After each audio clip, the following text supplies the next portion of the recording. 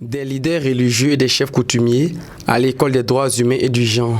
Ils ont réfléchi durant 2 jours sur ces 2 thématiques. Ils estiment avoir reçu des connaissances qui leur seront bénéfiques.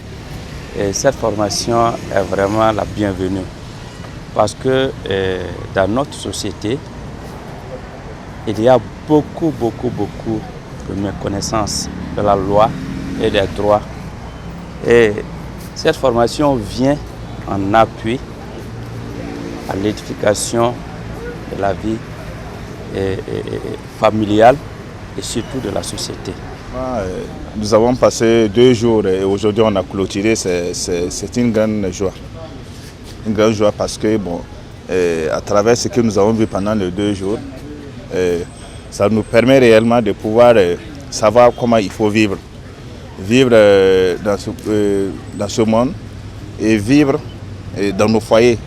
Parce que ce que nous avons suivi dans les 2 jours, ça montre réellement comment le droit de l'homme sur la terre, dans ce monde entier, et la vie de nos foyers.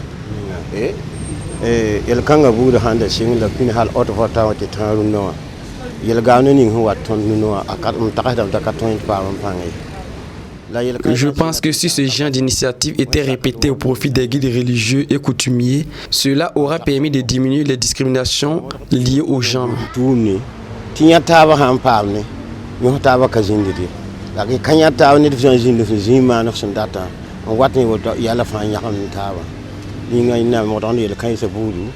Discussion générale et partage d'expériences ont permis l'acquisition des connaissances. Le formateur se réjouit de la participation de ses guides religieux et coutumiers.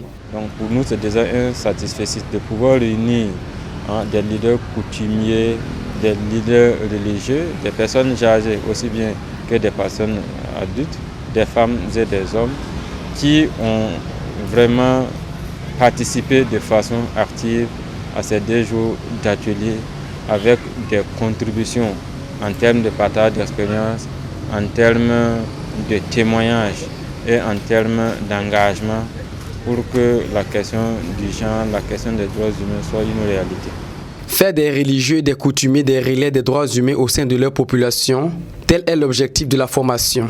L'initiative est du projet d'engagement des leaders religieux et coutumiers pour l'accélération de l'égalité du genre. Oui, c'est cible là parce que c'est les personnes influentes dans la communauté qui peuvent apporter leur contribution pour un changement durable. Voilà, c'est les personnes influentes dans notre communauté. Et on s'est dit que les impliquer pour l'égalité genre sera la meilleure solution pour réduire les inégalités de genre. Le projet d'engagement des leaders religieux et coutumiers pour l'accélération de l'égalité de genre est piloté par un consortium d'associations féminines et couvre une période de 2 ans.